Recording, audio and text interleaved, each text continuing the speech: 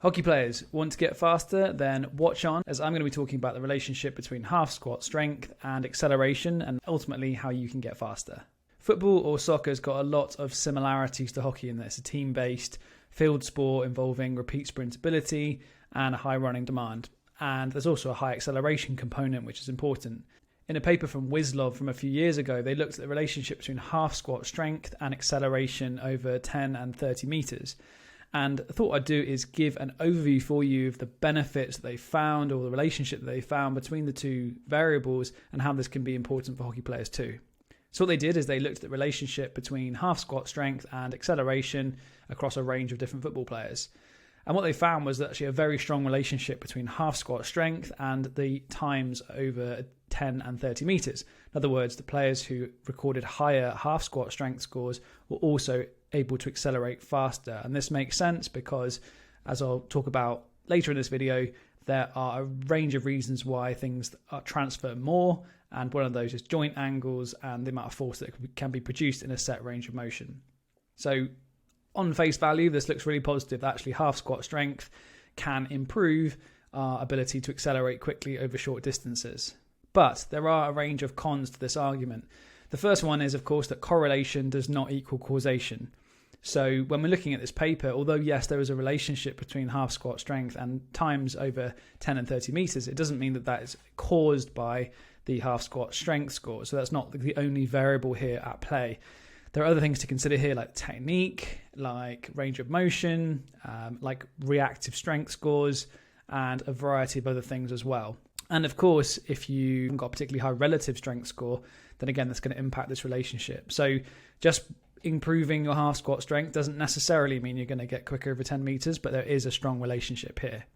The second con on the argument is that there's a lot of lower back issues in hockey players. So if we're going to start doing heavy loaded half squats, and that means adding a lot more load than you normally would be doing in a normal back squat, the problem here is that you're going to be loading the axial spine, so through the lower back, quite considerably. And if there's already existing issues, you're probably going to make this a little bit worse if you're trying to just load heavy through partial ranges of motion. So probably not good if you've got pre-existing lower back issues. And then the other con to the argument is that you don't get any adductor loading here in deep positions of hip flexion.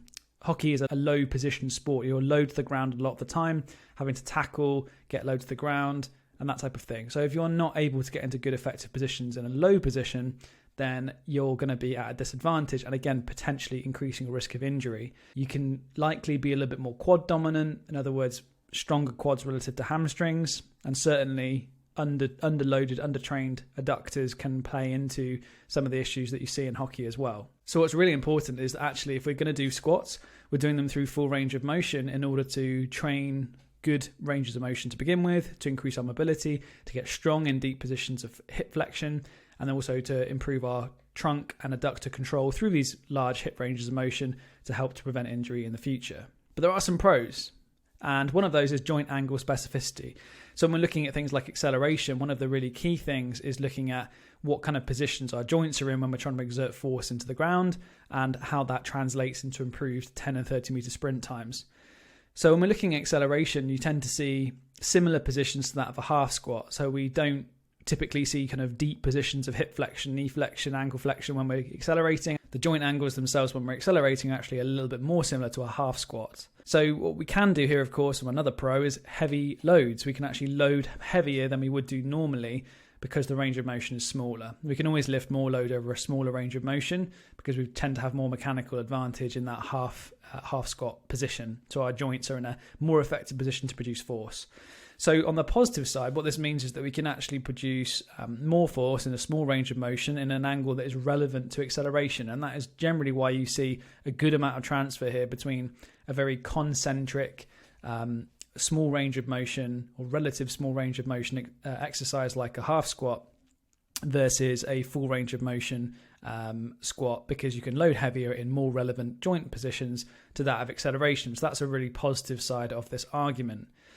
However, on balance, the key thing is to have both in place here. So the summary, I suppose, is that it's beneficial to be working through half squats at certain times if trying to improve your 10 meter acceleration, 30 meter acceleration is the key focus at a given time. But it shouldn't be year round, and it shouldn't be all the time. What it should be is in focus blocks where we're trying to specifically target that specific change. So if we're trying to improve 10 meter acceleration, actually trying to improve our half squat strength is probably going to translate relatively well to improving that, because we're again increasing our ability to produce high amounts of force in relevant joint angles, which is more likely to transfer. But what this has to be based on is a foundation of full range of motion strength training and good levels of pre-existing technique and also pre-existing strength.